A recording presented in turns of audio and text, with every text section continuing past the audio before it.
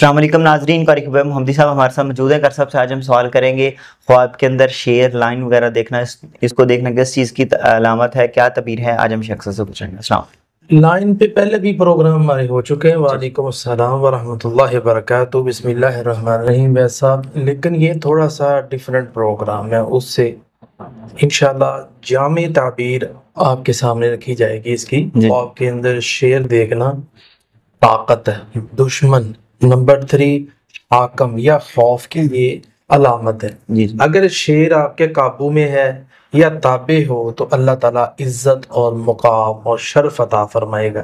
اسی طرح اگر شیر حملہ آور ہے تو کسی خطرے یا دشمن کی طرف سے کوئی پریشانی آنے کی طرف اشارہ ہے۔ اگر آپ شیر کے اوپر غالب آ گئے تو دشمن پر غلبہ پانے کی طرف اشارہ ہے۔ تو یہ ہوتی ہے لائن کی تعبیر۔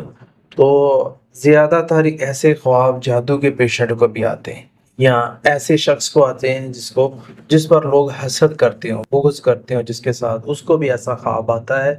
تو اگر ایسے خواب آئیں تو خواب ضائع کر دینا چاہیے اور صدقہ کرنا چاہیے، حفاظتی اذکار کرنی چاہیے اور ریئل لائف میں حفاظتی تدبیر اختیار کرنی چاہیے۔